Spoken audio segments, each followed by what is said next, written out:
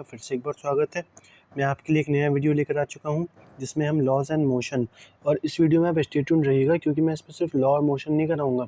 इसमें मैं आपको ये भी बताऊँगा कि आपको क्या-क्या टिप्स लेनी चाहिए एग्ज़ाम के लिए, एग्ज़ाम पॉइंट ऑफ व्यू से। अगर आपको अच्छा रिस्पॉन्स आया तो मैं उस पे एक सेपरेट वीडियो बना दूँगा, जिससे आपको इस बारे में अच्छे से आपको जानकारी मिल जाए कि आपको पढ़ाई कैसे करनी है, अपनी पढ़ाई के लिए अप्रोच कैसे करना है ढंग से। तो उसके लिए आप स्टे ट्यून्ड रहिएगा। तो चलिए शुरू करते हैं यहाँ से। लॉज़ ऑफ मोशन देखते हैं। लॉज़ ऑफ मोशन दिया किसने था? लॉज़ ऑफ मोशन न्यूटन ने दिया था। आपको एप्पल की थ्योरी तो याद ही है ना, जो गिरा था उस पर, तो उसने सोचा क्यों गिरा। तो ये सारी चीज़ें मीम भी बहुत बन चुके हैं उस पे। तो ऐसे करके यहाँ पर हम डिफरेंट चीज़ें पढ़ेंगे। तो फोर्स में सिर्फ फोर्स नहीं आता है, और 3 लॉ ऑफ मोशन नहीं आते जो हम हमेशा पढ़ते आ रहे हैं। Law of motion 1, 2, 3, action reaction, हमारा फोर्स वाला, और जो if a body in motion, सिर्फ वही नहीं है, इसके अलावा वहाँ पर और क्या-क्या है, इसके पास हमारे पास गिनती भर के और बहुत सारे टॉपिक्स हैं। ऐसे हमारे पास फोर्स हो गया, 3 लॉ के motion, linear momentum, impulse, friction, movement of force, laws and motion, parallel. यहाँ पर डिफरेंट कॉन्सेप्ट हमारे पास दिए हैं जिनको हमें लेकर इस पूरे चैप्टर में पढ़ना है अच्छे से। तो यहाँ पर हम क्या क्या पढ़ेंगे, पहले उसका एक जनरल कंसेंसस ले लेते हैं। यहाँ पर हम जानेंगे फोर्सेस के बारे में कि फोर्सेस कितने टाइप के होते हैं, क्या होते हैं। जैसे कि मैं आपसे कहूँ कि फ़ोर्स क्या होता है, तो आपको क्या लगेगा कि फ़ोर्स यानी कि मेरे पता कितनी ताकत है, लेकिन ताकत जो होती है ना, वो अलग होती है। जब मैं आपसे कहूँ पावर क्या है, क्योंकि फिजिक्स में पावर भी एक टर्म है, क्या पावर और फोर्स सेम है? तो ये बहुत सारी चीज़ें अलग-अलग होती हैं। जैसे अगर मैं बात करूँ कि फ़ोर्स की, तो फ़ोर्स होता है एम ए। अब ये एम ए आया कहाँ से, वो मैं आपको बाद में बताऊँगा, क्योंकि वो हम आगे पूरा इसी पे पढ़ेंगे। जो हमारा एक फ़ोर्स करके है, वो एम ए करके आएगा, वो हमारा सेकंड लॉ ऑफ मोशन से निकलता है, वहाँ से हम उसे डिराइव करते हैं। ठीक है? यहाँ पे पहले हम देख लेते हैं और क्या-क्या चीज़ें पढ़ेंगे। हम यहाँ पर जानेंगे किसके बारे में, डिफरेंट लॉ ऑफ मोशन के। पहला, दूसरा और तीसरा, 3 लॉ ऑफ मोशन है न्यूटन के। तीसरा सबसे आसान है एक्शन रिएक्शन। मैंने आप पर कोई एक्शन लगाया, आप मेरे को रिएक्शन करेंगे। फॉर एग्जांपल मैंने लेकिन इसमें आप कहेंगे कि अगर मैं बैठा हूँ तो मेरे कौन सा एक्शन रिएक्शन हो रहा है, मैंने दीवार में फोर्स लगाया तो कौन सा एक्शन रिएक्शन हो रहा है। यहाँ पर आपके में हो रहा है, भले ही आपको महसूस ना हुआ, लेकिन हुआ है। जैसे कि मैंने दीवार पे फोर्स लगाया, दीवार तो मूव हुई नहीं क्योंकि बहुत रिजिड है वो, लेकिन आप मूव हो गए। जब भी आप धक्का लगाते जाएंगे तो आप थोड़ा पीछे से खिसकते हुए लगा देंगे, क्योंकि जब आप उस पर फोर्स लगा रहे हैं तो उतना ही फोर्स आप पर अप्लाई हो रहा है। फॉर एग्जांपल आप बैठे हैं तो आप नीचे छोड़ना चाह रहे हैं, हम अपनी जगह स्टेशनरी हैं, तो वो ऐसा इसलिए हो रहा है क्योंकि आप जब नीचे mg फोर्स लगा रहे हैं तो आपको एक r mg के बराबर ही फोर्स ऊपर आपको महसूस हो रहा है। ये पूरा जो वॉकिंग का जो मोशन होता है ना, ये भी इसी पर एक्शन रिएक्शन पर ही डिपेंड करता है। तो ये सब चीज़ें आपको देखने वाली होती हैं यहाँ पर। अब बात आती है यहाँ पर लीनियर मोमेंटम की। लीनियर मोमेंटम क्या होता है? 3 लॉ बता दिए मैंने आपको। फर्स्ट लॉ क्या होता है? If a body is in motion it is always remain in motion until unless external force applied on it. मानना मैंने आप पर 5 न्यूटन का फोर्स लगाया, तो आप धुड़कते जाओगे, आप कभी नहीं रुकोगे जब तक आप पर एक एक्सटर्नल फोर्स अप्लाई ना किया जाए। लेकिन ऐसा होगा ज़रूरी नहीं है, क्योंकि 5 न्यूटन का फोर्स इतना बहुत ज़्यादा नहीं होता है।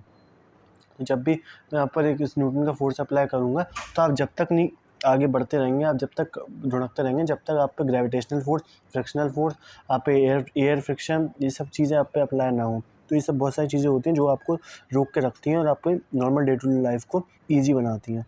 बात करूँ लीनियर मोमेंटम की, तो लीनियर मोमेंटम सेकंड से रिलेटेड है, सेकंड लॉ से। सेकंड लॉ क्या कहता है? F=ma, यानी मोमेंटम का जो डिफरेंस होता है एट रेट ऑफ टाइम, ये हमारा फोर्स के डायरेक्टली प्रोपोर्शनल होता है, ये कहता है कुल मिला के ये। इम्पल्स क्या होता है? इम्पल्स, मैं आपको एक इंग्लिश लैंग्वेज का एग्जांपल दूँ कि इम्पल्स इंग्लिश लैंग्वेज में क्या यूज़ होता है। तो इम्पल्स का यूज़ होता है, जैसे मैं कहता हूँ, जैसे मैंने इम्पल्सिव रिएक्शन दी, यानी मैंने तुरंत से कुछ कर दिया। सबसे बेहतरीन एग्जांपल होता है इसका क्रिकेट में या फुटबॉल में। जैसे कि मान ली क्रिकेट वालों ने बॉल डाली, बॉलर ने, तो जैसे ही आपके बैट पर पड़ी तो इंस्टेंटेनियसली एक फ़ोर्स अप्लाई हुआ, बहुत कम टाइम में बहुत ज़्यादा फ़ोर्स अप्लाई हुआ उस बॉल पर, और वो बाहर जाके गिरी। अगर छक्का मारा होगा उसने ऑब्वियसली। जैसे मान लीजिए फुटबॉल रखी हुई है, फुटबॉल स्टेशनरी है, पेनल्टी शूट आउट चल रहा है, या मान लीजिए कॉर्नर ली जा रही है, तो वहाँ पर फोर्स अप्लाई होगा, लेकिन बिल्कुल तेज़ी से बहुत ज़्यादा फोर्स अप्लाई होगा बहुत कम टाइम के लिए, और भनभनाती हुई चली जाएगी बॉल आगे। तो मतलब ये होता है कि इम्पल्स क्या होता है कि जब भी एक large amount of force, substantially large amount, क्योंकि लार्ज तो कुछ भी नहीं होता है, बहुत कुछ भी हो सकता है, कुछ भी नहीं हो सकता। तो जब भी लार्ज अमाउंट ऑफ फोर्स बहुत कम टाइम के लिए लगाया जाए, उसको हम क्या कहते हैं? इम्पल्स। सब चीज़ें आगे पढ़ेंगे हम। फ्रिक्शन क्या होती है? फ्रिक्शन ये होता है बेसिकली जब भी हम मूव करते हैं तो हमको एक ड्रैग देखने को मिलता है। जैसे कि मैं जब भी आप इलेक्ट्रिसिटी पढ़ी होगी अगर आपने, तो वहाँ पर हमें एक रेजिस्टेंस देखने को मिलता है। रेजिस्टेंस नाम की एक चीज़ होती है जिसे हम आर से रिप्रेजेंट करते हैं और इसको ऐसे लेके चलते हैं, तो इसे हमको देखने को मिलता है। ठीक है, तो ये क्या होता है, V equals to I R equals to V/I। तो ये जो होता है रेजिस्टेंस होता है, यानी कि जो हमारे फ्लो ऑफ करंट में जो बाधा उत्पन्न हो रही है उसको हम बोलते हैं। इसके बाद इसमें और क्या चीज़ें होती है, लीनियर मोमेंटम आपने समझ लिया। इसके बाद यहाँ पर निकल कर आता है law of movements. Law of movements क्या होता है, मूवमेंट होता है बेसिकली। जैसे कि आप रॉड यूज़ करते हैं तो रॉड को आप एक साइड पे आप फोर्स लगाएंगे तो आप जैसे सबसे और एग्जांपल्स में आसान, आप दरवाज़ा यूज़ करते हैं तो आप दरवाजे को हमेशा हैंडल से खोलते हैं और हैंडल हमेशा एज पे बना होता है एक साइड पर, और दूसरी साइड से डोर अटैच होता है। लेकिन अगर आप उस हैंडल को थोड़ा और आगे लाएंगे, हिंज होता है एक साइड डोर होता है, डोर का ओपनिंग साइड।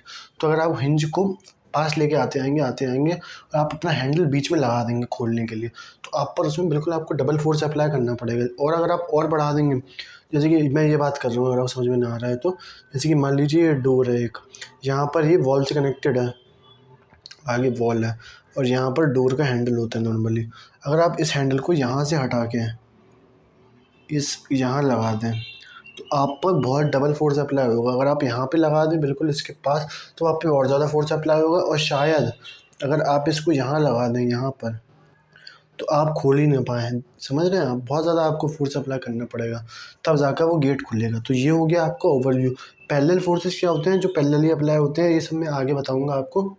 ये मैंने आपको बेसिक ओवरव्यू दे दिया, छोटी मैंने आपको डेफिनेशन बता दी। अगर आप इसको थोड़ा रिवाइज कर लें अपनी खुद से, फिर मैं आपको जब दोबारा पढ़ाऊँगा तो आपको चीज़ें अच्छे से ग्रास्प होंगी और आप अच्छे से पढ़ पाएंगे। चलिए धन्यवाद, मिलते हैं अगले वीडियो में। आज की वीडियो से इतना ही। और अगर आपको पेड कोर्स लेना है तो उसकी बात दूसरी है, आप मेरे को कॉन्टैक्ट कर सकते हैं।